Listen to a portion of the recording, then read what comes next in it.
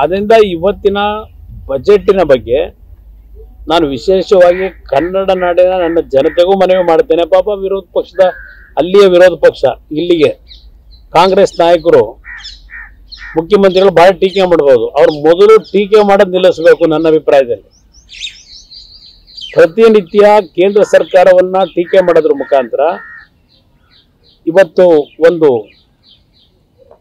ವಿಶ್ವಾಸದ ಕೊರತೆಯನ್ನ ಅವರೇ ಕ್ರಿಯೇಟ್ ಮಾಡ್ಕೊತಾ ಇದ್ದಾರೆ.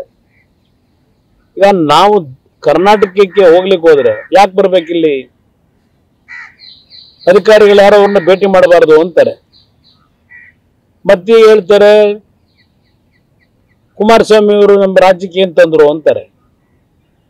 ನಾನು ರಾಜ್ಯದ ಅಧಿಕಾರಿಗಳ ಜೊತೆ ಚರ್ಚೆ ಮಾಡಿ ಏನ್ ಅವಶ್ಯಕತೆ, ಇವರಂತೂ ಮಂತ್ರಿಗಳು ಯಾರು ಬಂತ ಚರ್ಚೆ ಈ ಕ್ಷಣದವರೆಗೆ ಮಾಡಿಲ್ಲ. ಈಗ ಸದ್ಯ ನಿನ್ನೆ ನಮ್ಮ ಸತೀಶ್ ಜಾರಕಿಹೊಳಿ ಅವರು ವಿಧಾನಸಭೆ ಕಲಾಪದಲ್ಲಿ ಹೇಳಿದ್ದಾರೆ, ನೀತಿ ಆಯೋಗದಲ್ಲಿ ನಮ್ಮ ರಾಜ್ಯದ ಕೆಲವು ರಸ್ತೆ ಯೋಜನೆಗಳದು ಕ್ಲಿಯರೆನ್ಸ್ ಆಗಬೇಕು. ಕುಮಾರಸ್ವಾಮಿ ಅವರು ನೀತಿ ಆಯೋಗದಲ್ಲಿದ್ದಾರೆ, ನಾನು ಭೇಟಿ ಮಾಡಿ ಆ ಕಾರ್ಯಕ್ರಮಗಳಿಗೆ ಚಾಲನೆ ಕೊಡ್ತಕ್ಕಂಥ ನಿರ್ಧಾರ ಮಾಡಿದ್ದೇನೆ, ಹೇಳಿಕೆ ಕೊಟ್ಟಿದ್ದಾರೆ. ನಾನು ಸ್ವಾಗತಿಸ್ತೀನಿ.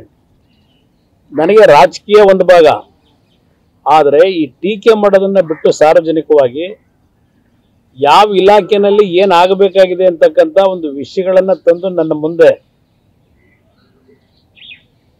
ಮನವಿಗಳನ್ನ ಕೊಟ್ರೆ, ರಾಜಕೀಯ ಬಿಟ್ಟು ನಾನು ಆ ವಿಷಯದ ಬಗ್ಗೆ ಕೇಂದ್ರದಲ್ಲಿರ್ತಕ್ಕಂಥ ಯಾವುದೇ ಇಲಾಖೆ ಮಂತ್ರಿಗಳಿರಲಿ, ಪ್ರಧಾನಮಂತ್ರಿಗಳಿಗೂ ಭೇಟಿ ಮಾಡಿ ನಮ್ಮ ರಾಜ್ಯಕ್ಕೆ ಬೇಕಾಗಿರ್ತಕ್ಕಂಥ ಸಮಸ್ಯೆಗಳು ಏನೇ ಇದ್ರೂ ಸರಿಪಡಿಸ್ತಕ್ಕಂಥದ್ದಕ್ಕೆ ಈಗಲೂ ತಯಾರಾಗಿದ್ದೇನೆ.